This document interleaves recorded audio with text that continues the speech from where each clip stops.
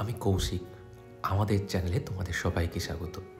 আমি আর আমার মিসেস একটু সময় পেলে বাইক নিয়ে বেরিয়ে পড়ি ঘুরতে। ঠিক তেমনই আজকে আমরা আছি মল্লভূমিতে। কি ঠিক বুঝলে না তো? মল্লভূমি বলতে আজকে আমরা আছি বাঁকুড়ার বিষ্ণুপুরে, দ্য টাউন অফ টেম্পল। বিষ্ণুপুরের ট্রিপটা কিন্তু দুদিনের। ফার্স্ট ডেতে আমরা কি করেছি সেটা দেখতে হলে তোমাদের যেতে হবে আমার আগের ভিডিওতে, যেটার লিঙ্ক নিচে দেওয়া আছে। আর আজকে আমরা ঘুরে দেখব বিষ্ণুপুরকে, জানবো বিষ্ণুপুরকে, আর সাথে তোমাদেরও ঘুরিয়ে দেখাবো বিষ্ণুপুরকে। ইতিহাসের পাতায় ফিরে যাওয়ার আগে তোমাদেরকে একটু ব্যাকে নিয়ে যাব, কারণ আজকের সকাল থেকে আমরা কি করলাম সেটা দিয়ে আজকে ভিডিও শুরু করব। চলো ভিডিওটা শুরু করা যাক। Good morning from Banalata resort. আজকে 27 জানুয়ারি আর আমরা এখানে আছি, নাইট স্টে করেছিলাম। এখন যাচ্ছি ব্রেকফাস্টে। এখন প্রায় 8:30 বাজে মনে। তো ব্রেকফাস্টটা করে আসি, তারপর কিছু ফটো তুলবো, রিলস বানাবো, তারপর বেরিয়ে পড়বো। এখানে খেজুরের রস বিক্রি করছে, আর দেখো কি সুন্দর। ওদেরই, হ্যাঁ। বনলতা রিসর্টের ভিতরে যে রেস্টুরেন্টটা আছে সেখানে আমরা চলে এসেছি। এখান থেকে একটু গরম গরম চা খেয়ে নিলাম। এবার ভিতরে গিয়ে বসবো ব্রেকফাস্টের জন্য। এখানে কিন্তু দু রকমের ব্যবস্থাটাই করা আছে। একটা দেখতেই পাচ্ছ খোলামেলা এরকম চেয়ার টেবিল পাতা আছে, এখানে বসেও তোমরা খেতে পারো। আর একটা ভিতরে এসি রেস্টুরেন্টও আছে। আজকে ব্রেকফাস্টে আমরা নিয়ে নিয়েছি পুরি ঘুগনি, অর্ডার করেছি, আসছে। তো সকাল সকাল দেখতেই পাচ্ছ পেট পুজো চলছে। ভালো।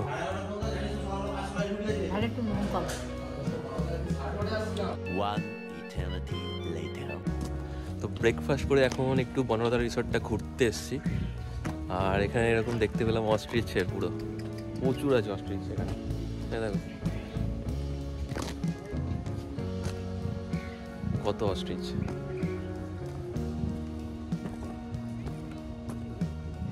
ব্রেকফাস্ট খুবই ভালো ছিল, পুরি সবজি নিয়েছিলাম ব্রেকফাস্টে। আর কোয়ালিটি খুবই ভালো খাবারের। প্রায় 2 প্লেট 140 টাকা, 70 টাকা করে প্লেট। বনলতা রিসর্ট কিন্তু অনেকটা বড় এরিয়া নিয়ে আছে।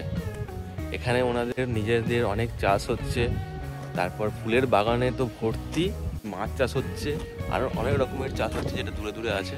অনেক বড় এরিয়া, একটা গ্রামের মতন পুরো, ঠিক আছে। অনেক রকমের ঘর করা আছে, এখানে অস্ট্রিচ আছে।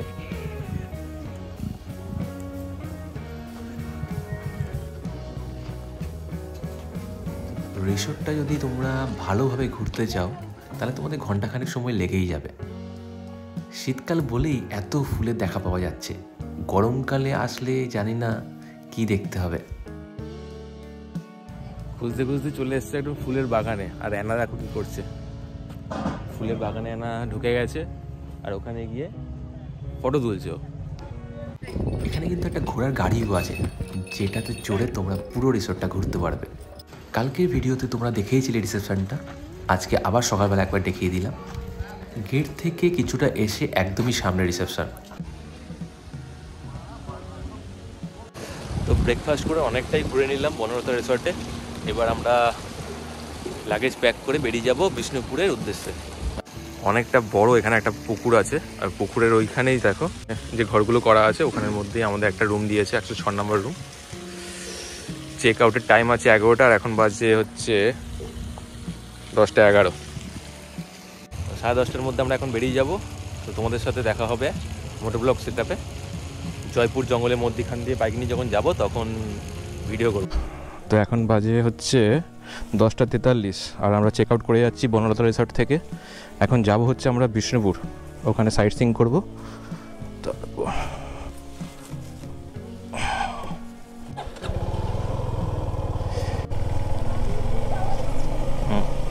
এখন যেতে হবে আমাদের, প্রথমে গেটে যেতে হবে, তারপর আমরা যাব হচ্ছে গেট পাস নিতে।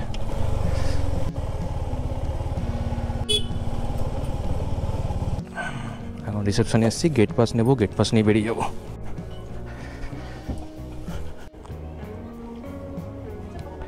একশো 6। হ্যাঁ, কোথাও কি দেখাতে হবে বাইরে? আর লেগে লাগবে, ঠিক আছে, থ্যাংক ইউ। তো সামনে আমাদের দেখাতে হবে হচ্ছে গেট পাস। গেট পাস দেখাবো, গেট পাস দেখিয়ে আমাদের এক্সিট করতে হবে।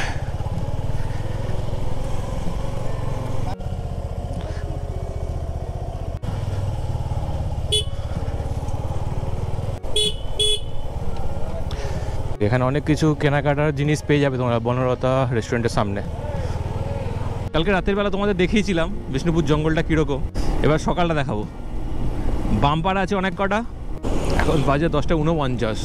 আর কালকের আমাদের টোটাল কিলোমিটার হয়েছিল 355 আর আমাকে মাইলেজ দিয়েছিল 39।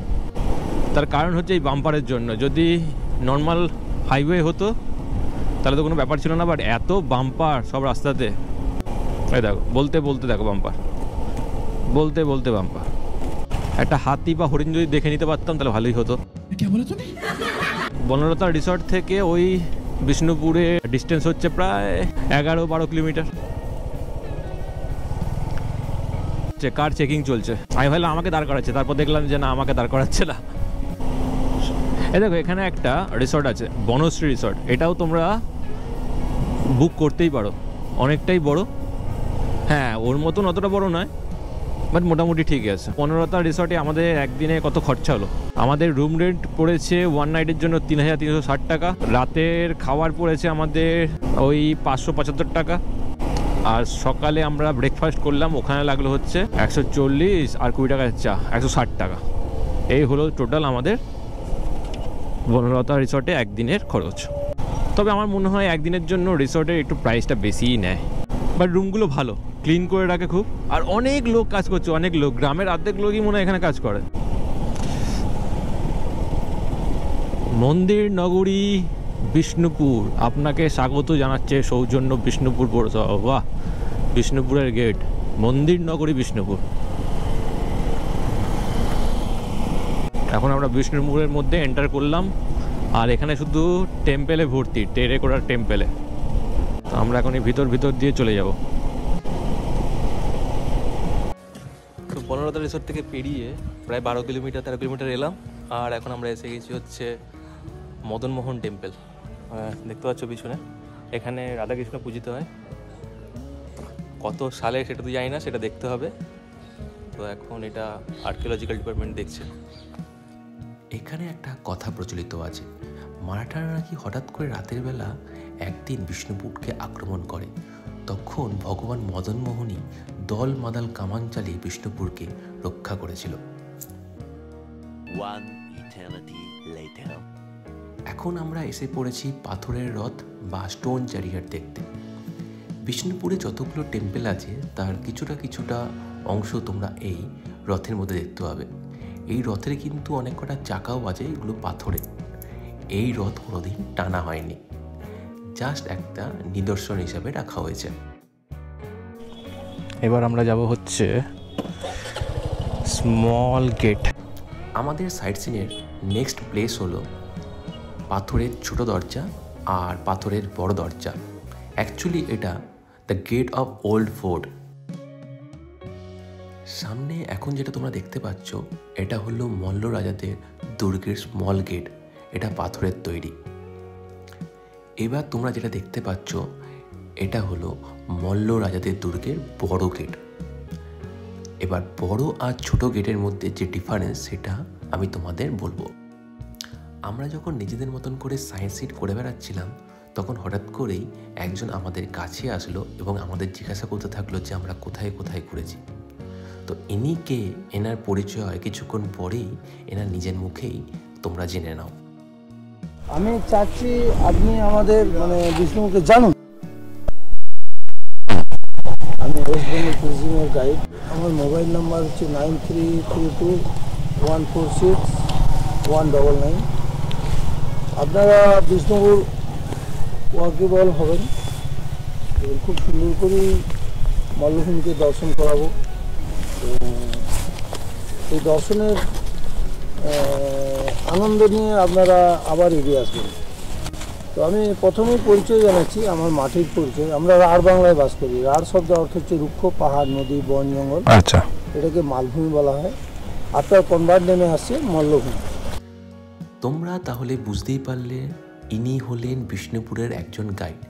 এনারা ওই 400 থেকে 500 টাকার মধ্যে সমস্ত দর্শনীয় স্থান ঘুরিয়ে দেখায় এবং এনাদের যে ইতিহাস আছে সেই সম্পর্কে তোমাদের জানিয়ে থাকেন। আমার কোনো গাইডের দরকার ছিল না, তবু আমি গাইড নিয়েছি, কারণ আমি কিছু জিনিস আরও জানতে পারবো আর এনারও একটু হেল্প হয়ে যাবে। তো তোমরা এখানে আসলে নিশ্চয়ই তোমরা একটা গাইড নিয়ে নিও। এবার আমি এনার কাছ থেকে যতটুকু জেনেছি সেটা সংক্ষেপে তোমাদেরকে জানাবো। এই ছোটো গেটটা কিন্তু ছিল বড় গেটকে ইনফর্ম করার জন্য, তাই এই ছোটো গেটে শুধুমাত্র একটা ঘন্টা ছিল আর অল্প সৈন্য থাকতো, আর বড় গেটে থাকতো অসংখ্য সৈনিক। এখানে কিন্তু আরও অনেক কাহিনী আছে, যেটা তোমরা এখানে এসে এনাদের কাছ থেকে জেনে নিলে ভালো করবে। এখন আমরা এসে পড়েছি দুর্গের বড় গেটের সামনে। প্রথমেই দেখো যে ফাঁকাগুলো আছে এগুলো কিন্তু সোজাসুজি নেই, কিছুটা ঢালু আছে। তার কারণ আক্রমণের সময় ভিতর থেকে বাইরে আক্রমণ করতে সুবিধা হতো, বাট বাইরে থেকে কেউ যদি ওই ফাঁকা লক্ষ্য করে গুলি বা তীর চালাতো তাহলে ভিতরে যিনি থাকতেন ওনার গায়ে লাগতো না। এই দুর্গের যে রোডটা দেখতে পাচ্ছ, এই রোডটা কিন্তু এখানকার লোকেরা এখনও ইউজ করে হেঁটে বা সাইকেল নিয়ে যাওয়ার জন্য। উনি খুব ভালো করেই আমাদের পুরানো ইতিহাস সম্পর্কে জানাচ্ছিল। 17th সেঞ্চুরিতে মল্ল কিং বীরসিংহ এই পাথরের দরজা বা বড় গেট তৈরি করেছিল। তাহলে তোমরা বুঝতেই পারছো এই ইতিহাস কিন্তু 370-372 সাল পুরানো ইতিহাস।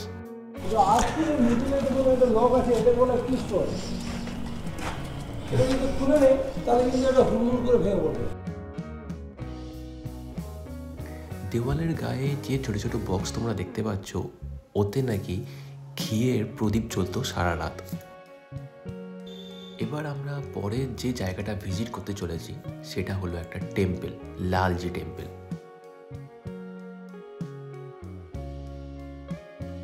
কিছুটা এসেই তোমরা পৌঁছে যাবে মহারাজা বীরহাম্বির উদ্যানে।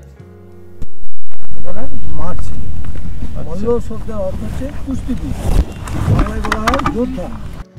আমি স্কুল লাইফে ইতিহাস সাবজেক্টে কোনোদিন ভালো ছিলাম না, বাট উনি যেভাবে বিষ্ণুপুরের ইতিহাস সম্পর্কে আমাদের জানাচ্ছিল সেটা শুনতে কিন্তু খুবই ভালো লাগছিল।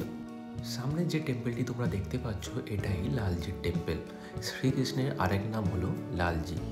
এই টেম্পলটি দ্বিতীয় বীরসিংহ তৈরি করেছিল। টেম্পলটির ভিতরে কোনো ভিডিওগ্রাফি অ্যালাউ নেই বলে আমি বাইরে থেকেই তোমাদের এই সম্পর্কে কিছু জানিয়ে রাখি। এই টেম্পলে অবভিয়াসলি রাধাকৃষ্ণ পূজিত হতো, আর এই টেম্পলটির ওয়াল এমন জিনিস দিয়ে বানানো ছিল যে সূর্যের আলো পড়লে নাকি উজ্জ্বল হয়ে যেত বা উজ্জ্বল দেখাতো। সময়ের সাথে সাথে মন্দিরটা পুরানো হয়ে গেলেও আলো পড়লে এখনও উজ্জ্বল দেখায়। সামনের মাঠটায় বসে তোমরা কিছুক্ষণ টাইমও স্পেন্ড করতে পারো। গরমের মধ্যে একটু গলাটা ভিজিয়ে নেওয়া। জঙ্গল হয়ে গেছে, সাপ্পাও থাকতে পারে। এখন আমরা চলে এসেছি মাতা মৃন্ময়ীর টেম্পলে। তুষার গঙ্গামাটি মাটি দিয়ে সৃষ্টি, যার জন্য মায়ের নাম আছে মৃন্ময়ী। তো এখানে সবচেয়ে পুজোর একটা আকর্ষণ হচ্ছে অষ্টমী আর নবমী মাঝে যেটা সন্ধি পুজো বলা হয়। সন্ধি পুজোর সময় 3টে কামানকে বাইরে নিয়ে যেয়ে ফায়ারিং হয়। পঞ্চবটী বটবৃক্ষের একটা পার্ট হচ্ছে রুট, এটার বয়স হয়ে গেল 700 বছর। আচ্ছা, এটা রুট একটা রুট।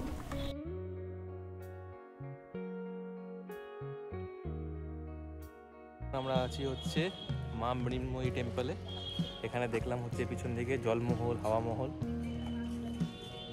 আর এই যে মা মৃন্ময়ী টেম্পল। এই টেম্পল সম্বন্ধে অনেক তথ্য উনি আমাদের দিয়েছেন। তোমরাও যদি জানতে চাও তাহলে একবার চলেই আসো বিষ্ণুপুরে। বিষ্ণুপুরের ইতিহাসকে বাঁচিয়ে রাখতে হলে আমাদের আসতেই হবে বিষ্ণুপুরে।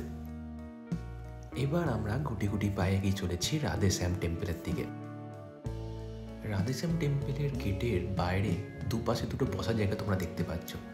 এখানে নাকি মিউজিশিয়ানরা বসে গান বাজনা করতো, ঠাকুরের হরিনাম করতো। যে কাজ করা ছিল, হ্যাঁ টেরাকোটার কাজ না? হ্যাঁ, না এগুলো ফেস করবেন নাকি, এটা টেরাকোটা। হ্যাঁ, এই যে আপার পোর্শন, এটা আপনি দেখবেন এরকম কাজ দেখবেন ফতেপুর সিক্রি। চলো ভিতরে যাওয়া যাক, ভিতরে গিয়ে তারপর দেখছি। রাজা প্রজারা নাম সংকীর্তনে গিয়ে আচ্ছা আচ্ছা। ভোরের ঘুম নববর্ষ শব্দের অর্থ হচ্ছে 9টা বা 12টা।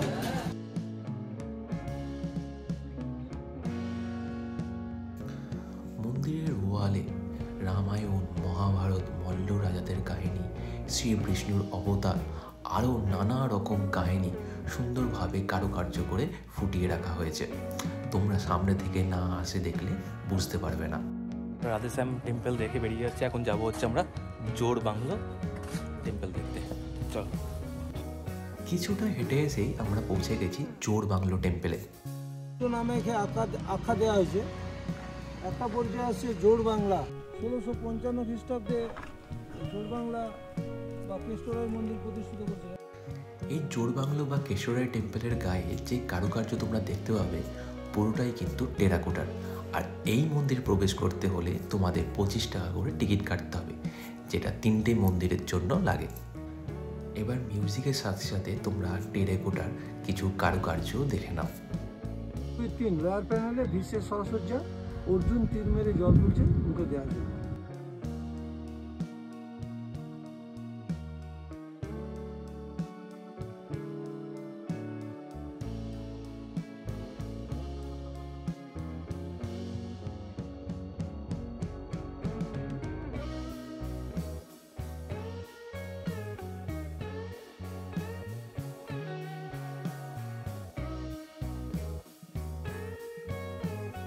তো এখানে অনেক কটা স্পট দেখে এখন আমরা যাচ্ছি হচ্ছে রাসমঞ্চের দিকে। এখানে রাধাকৃষ্ণের নাম নিয়ে নাম রাখা হয়েছে শ্যামরাই। রঘুনাথ সিংহ রাজা উনি 1643 খ্রিস্টাব্দে শ্যামরাই মন্দির প্রতিষ্ঠিত করেছিলেন। উপরে রামচন্দ্র রাম রাবণের যুদ্ধটা দেওয়া আছে, লঙ্কা যুদ্ধ। হ্যাঁ, রামায়ণ স্টোরি। এই মন্দিরের দেওয়ালে তোমরা কৃষ্ণলীলা, রামায়ণ, মহাভারত আরও অনেক পৌরাণিক কাহিনীর দৃশ্য কারুকার্য হিসাবে দেখতে পাবে। এখন আমরা এসে পড়েছি রাসমঞ্চে। এটি রাজা বীরহাম্বির প্রায় 425 বছর আগে তৈরি করেছিল। এই রাসমঞ্চটি কিন্তু পিরামিড আর চালা স্টাইলে তৈরি। আর এই রাসমঞ্চটি তৈরি হয়েছে পোড়া মাটি আর টেরাকোটার টাইলস দিয়ে। তোমরা ভিতরে আসলেই দেখতে পাবে। ভিতরে যখন তোমরা প্রবেশ করবে তখন তোমরা বুঝতে পারবে বাইরের থেকে ভিতরের তাপমাত্রা অনেকটাই কম। এরপর আমরা আরও অনেক কটা স্পট দেখি, বাট সেগুলোর ভিডিও করা হয়নি। তারপর আমরা চলে আসি বিষ্ণুপুরের ফেমাস বালুচরী শাড়ি কিনতে। যিনি গাইড ছিলেন উনি আমাদের নিয়ে এলো একজন তাঁত শিল্পীর বাড়িতে, যেখানে বালুচরী শাড়ি তৈরি করা হয়। এর আগে আমি কোনোদিন এরকম জায়গায় আসিনি। ঢুকেই দেখি প্রায় 3টে ফ্লোর নিয়ে শাড়ি বোনা হচ্ছে। বেশি কিছু না বুঝলেও এটা বুঝতে পারলাম যে আমার পকেটটা এবার ফাঁকা হবে। অনেকগুলো শাড়ি দেখার পরে অ্যানা একটা বালুচরী শাড়ি বেছে নিল, আর আমরা সেটা নিয়ে খুশি খুশি বেরিয়ে পড়লাম বাড়ির উদ্দেশ্যে।